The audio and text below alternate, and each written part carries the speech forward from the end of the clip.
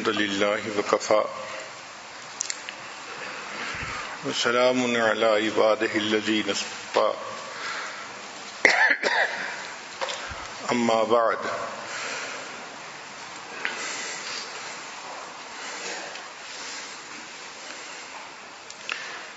آج کا عنوان مثالی بہو.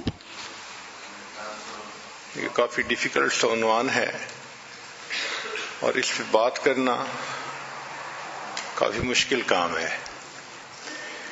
تاہم اس ٹاپک کو اچھی طرح سمجھنے کے لیے یہ بات ذہن میں رکھیے کہ بہو اور ساس کا تعلق دو عورتوں کا تعلق ہے. شریعت نے جو عورت کو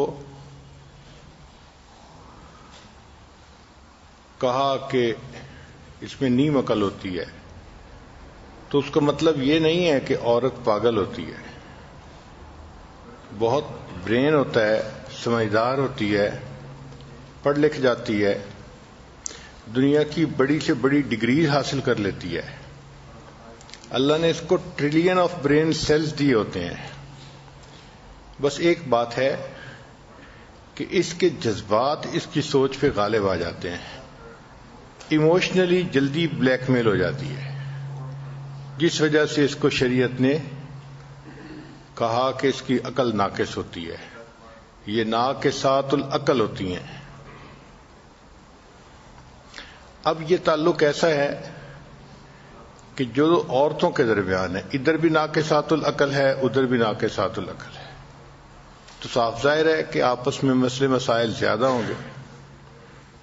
اسٹڈیز سے یہ بات سامنے آئی ہے، عورت اپنی زندگی میں سب سے زیادہ محبت عورت سے کرتی ہے.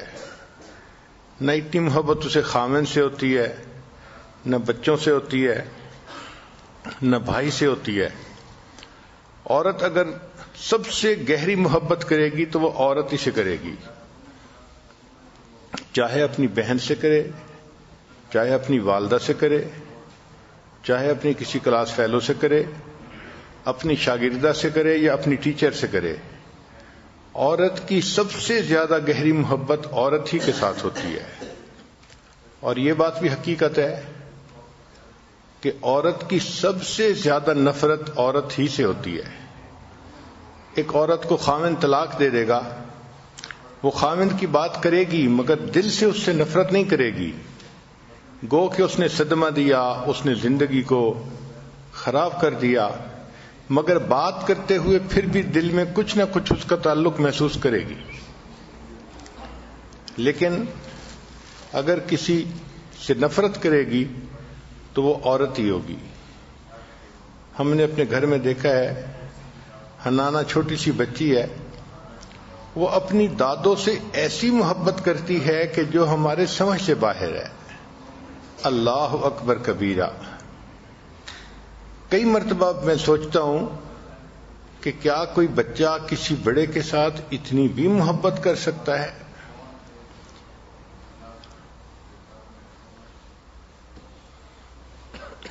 سوال پیدا ہوتا ہے کہ بہو میں اور ساس میں آخر کیوں کنفلکٹ ہوتا ہے؟ تو اس کی کچھ ریزنز ہیں. پہلی ریزن تو یہ ہوتی ہے کہ ان کے رول چینج ہو رہے ہوتے ہیں. شادی سے پہلے لڑکا پورا کا پورا اپنی ماں کے ساتھ اٹیچڈ ہوتا ہے، اسی کے ماتحت ہوتا ہے، اسی کے مشورے قبول کرتا ہے اور ماں کا حکم چلتا ہے.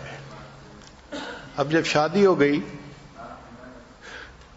تو بیوی کا ایک فیکٹر اور درمیان میں آ گیا کہ اب خامد کو بیوی سے بھی پیار کرنا ہے، بیوی کے بھی مشورہ قبول کرنا ہے، بیوی سے بھی محبت پیار سے رہنا ہے. تو ساس فیل کرتی ہے کہ میرا بیٹا مجھ سے دور ہو رہا ہے، اور بہو یہ محسوس کرتی ہے کہ جب میری شادی ہو گئی تو میرا خامد تو اب میرا ہے نا، اب ماں کو اس کو اپنے ساتھ اٹیچ رکھنے کی کیا ضرورت ہے. چنانچہ بہو کے جذبات اور ہوتے ہیں اور ساس کے جذبات اور ہوتے ہیں، جس وجہ سے آپس میں ان کے ایک ٹینشن شروع ہو جاتی ہے. پھر competing for primary position in family. اگر اکٹھا رہ رہے ہیں تو گھر میں بات کس کی چلے گی، مشورہ کس کا چلے گا، فائنل حکم کس کا چلے گا، اس کے اوپر بھی کھینچتانی ہوتی ہے. بہو چاہتی ہے کہ میری بات کو وزن دیا جائے اور ساس کہتی ہے کہ گھر تو میرے بیٹے کا ہے تو یہاں پر میری بات چلے گی. تو یہ کنفلکٹ کی ریزن بنتی ہے. پھر بعض اوقات دیکھا گیا ہے کہ کئی مدر ان لاز جو ہوتی ہیں نا، وہ ہر چھوٹی چھوٹی بات میں انٹرفیئر کرتی ہیں. ان کو ہر بات میں دوسرے کو ایڈوائز کرنے کی مرض ہوتی ہے. یہ ایک بیماری ہے بنیادی طور پہ. چنانچہ بہو کو ہر چھوٹی چھوٹی بات میں وہ ایڈوائز کریں گی اور وہ یہ نہیں سمجھیں گی کہ اپنی طرف سے تو میں اس کو مشورہ دے رہی ہوں، مگر اس کو میرا مشورہ بوجھ لگ رہا ہے، وہ اس سے تنگ ہو رہی ہے. اور یہ چیز بہو اور ساس کے درمیان پھر جو ایکویشن ہے اس کو خراب کر دیتی ہے.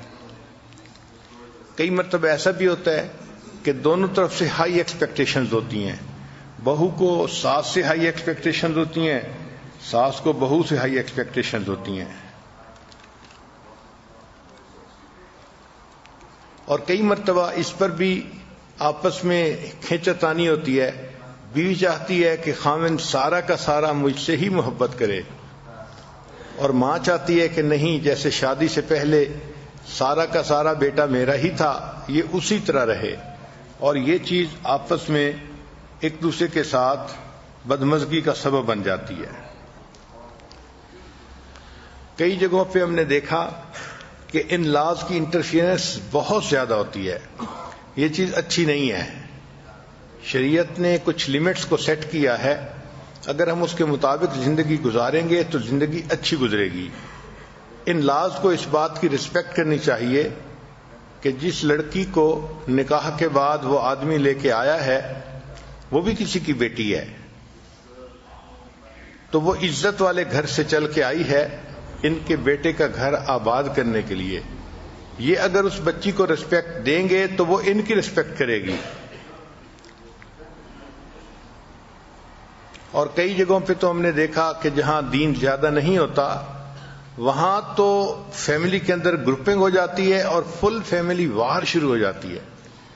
شادی کیا ہوئی، ایک وار شروع ہو گئی، جو بے وقوفی کی علامت ہوتی ہے. حتیٰ کہ جو گرینڈ سنز ہوتے ہیں اور گرینڈ چلڈرن ہوتے ہیں ان کو بھی اس کا حصہ بنا دیا جاتا ہے. ماں بچوں کو سمجھاتی ہے تم نے دادی کو نہیں ملنا، تم نے فلاں نہیں کرنا،